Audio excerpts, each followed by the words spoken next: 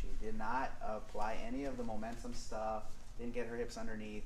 She actually did escape twice, but it was because one, the Conejo on top let go to transition to another position, and two, she finally connected her hips where she needs to. So let me explain. So I'm on bottom now, right? And Eric has a head and arm, scarf hold, kizakatami, whatever you want to call it, underneath. This is a very uncomfortable situation. So here are the things that happened in the match. Number one is her hips were never connected to her opponent's hips. So if my hips are not connected to my opponent's hips, I can't use any type of reversal here. Number two, she did a good job of getting her foot as a hook, but she didn't do anything with it really. I gotta use the hook to create momentum. And this hand, she always held on this way or came up over the shoulder. This hand needs to be on this side to create a frame.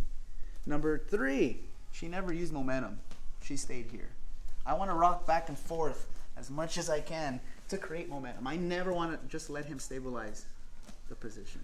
So whether I'm rocking back and forth or rocking side to side, I want to create some sort of movement to start hooking here. I should never stop moving. And when I create that frame, I can now do the setups. So the first setup is, if I'm going to throw my leg over the face, I want to create momentum to get my leg over the face. Now she did this, but of course, Conejo is really good at coming back here and avoiding that, right? And so one escape is being able to create the frame and to get my leg over, right? Maybe close my legs. I can either escape, come up, or I can use the frame, get my leg over the head, and start to shrimp out to get my knee right where it needs to be to get the arm bar. The other escape, using my legs as momentum, right, to get my hook. Now here's where I talk about, instead of her hand being on this side, it should be on this side, framing. As I frame, I'm gonna come up and bump. As I bump up, I come up to my elbow and my knee. I could actually arm lock here if I want, right? But usually they let go. Connect my chest to the back, bring them to my choking side, and then start attacking with my chokes.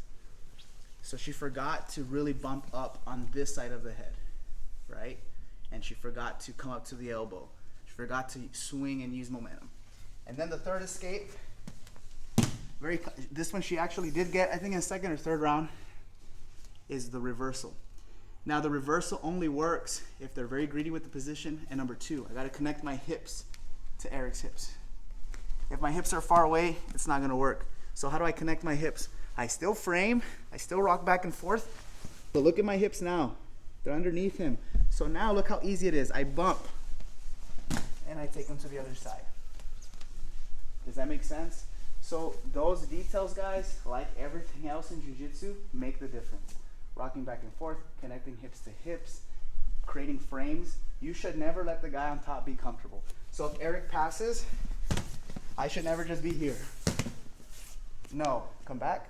If Eric throws me, I should already be here, creating my frame. Never letting him, I want him to pay for being in scarf hold, not reward him. This is rewarding him. I want to make him pay, create my frames. Okay, I'm stuck. Now I can start creating momentum, and I'm gonna be here the whole time, creating a frame. I'm not bench pressing, I'm not using strength, I'm using a lever. This is my lever. So he should never be comfortable in this position. Just like I talked about in side control mount, a lot of times students just let them pass. Okay, now I need to escape. No, that should not be the mentality. The mentality should be like, he's trying to secure a position, I'm trying to not let him secure the position the whole time. Whether it's creating frames, rocking back and forth, creating movement. I should not stop moving, right? If you stop moving, you're already losing. Does that make sense? So let's try these three escapes, basic escapes. One is getting the leg over the face, coming up.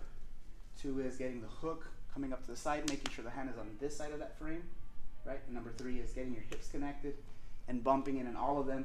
Either swing back and forth or left to right. Any questions? Okay, let's do this. 1, 2, 3.